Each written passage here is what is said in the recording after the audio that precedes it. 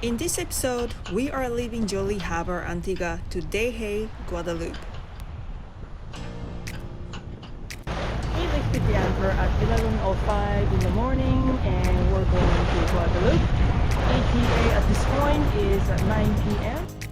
After several comfortable days, we reconsidered the weather, and practically the choices were to go to English Harbour, Farmont Bay, but we would be locked there for about 9 days minimum because of the weather, and later on in few days I will be getting windward, so it wouldn't be comfortable on the top.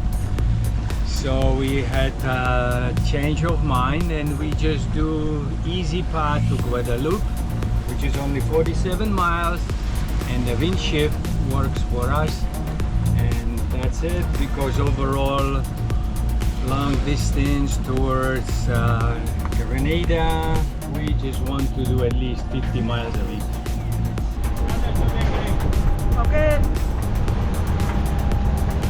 Pretty good. Very easy sail. Yeah.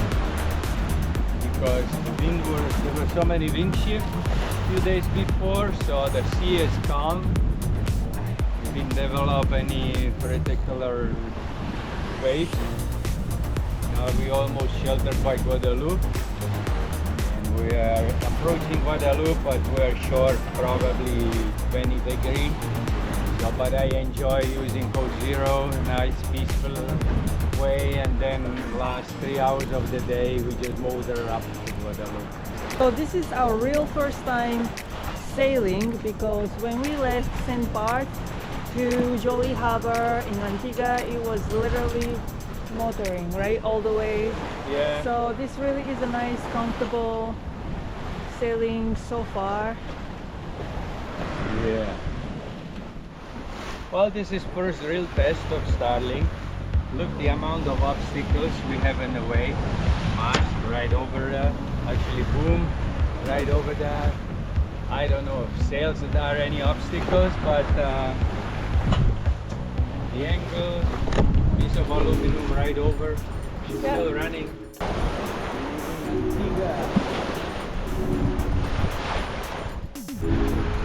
It's just past 1 p.m, 3 hours into the journey. We are still sailing quite comfortably.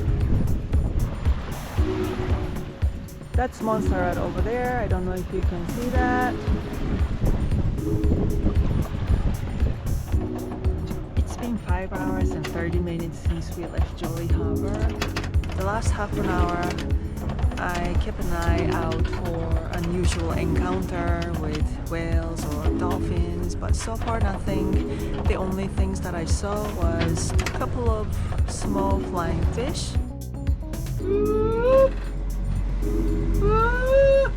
Apparently that's dolphin's imitation.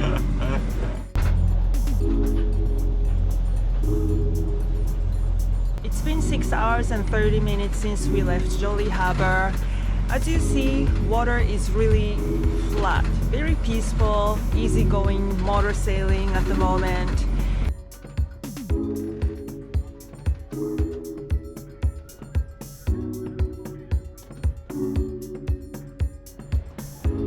The journey was about 10 hours and 15 minutes. We arrived in Deshaies last night at 9:20. We managed to drop the anchor in this crowded bay during the night. We woke up to a peaceful morning until the harbour master asked us to move the boat. Last night we entered Guadeloupe, Deshaies.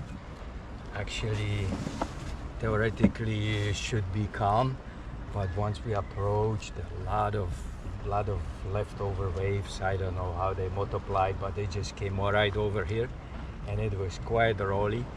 So I took my chances and got as deep into the port between the boats as I could. Well, we anchor, we stay, it was good. But unfortunately, when we dropped the anchor, we didn't do right thing, slowly backing up and stuff. Instead of that, we just dropped the chain right on one spot, calculate depth, and hoping everything works, because it was just rolly but not windy. In the morning, the harbor master come over and gives us a good morning and say, okay guys, if you can anchor a little bit out of the mooring area. So we did, and as I pull chain up, then I see anchor come up with the whole tangle of the chain. So it was practically just like a ball of steel dropped in one spot, and the whole new trouble began. The biggest worry I had is like if the anchor drops loose and then it hits the chain, I can bang the shaft on the windlass. And so I was in the dinghy. Naomi loosened up the windlass just to minimum so that it would absorb the impact. Then I tie the fender onto the chain and start to untangle the anchor, and somehow it works. In the meantime, we get drifted into the shallows, and then we got drifted into the moorings. It was busy morning actually. It took me about an hour to finish. But anyway, then we custom clear, and here we are. In the meantime, the best mooring in the bay got loose. Somebody left, so we just grabbed the best mooring over here.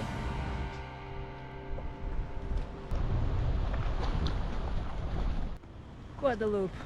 Yes, it's a French island and everybody pretty much speaks French. So we should be courteous to people in the island and say at least bonjour. Although we don't speak French otherwise.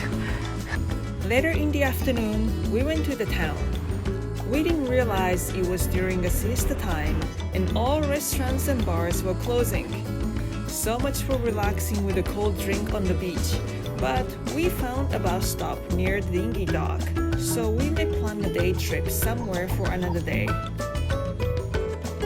Actually, you cannot see it right now in this camera shot, but the boat was rolling in annoying frequency. It just kept going and we just couldn't sleep.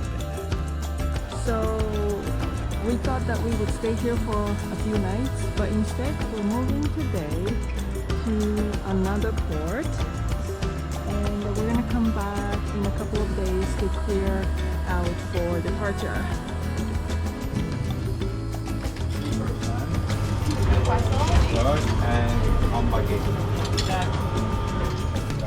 On the way to St. Rose, the wind picked up, so we get a chance to sail. And near the end of the trip, actually, wind was quite strong. It continued to be quite gusty afternoon, and the bottom in the mangrove bay was quite muddy and didn't hold at all. So I was forced to add the second anchor. It was 28 knots on the way here, and it's flat and open. This is good, there's no many waves, but we have to set up 2 anchors over here. There is a town with the bay, easy, nice, flat, no bumpy, no big swell, but a lot of wind. Well, we're gonna stay here for 2-3 days, so that's why I dropped the other anchor. This is where we came. It's called St. Rose and it will be our base here in Guadeloupe. It took us 3 hours, but it was worthwhile to move here. Our adventure in Guadeloupe continues. Stay tuned!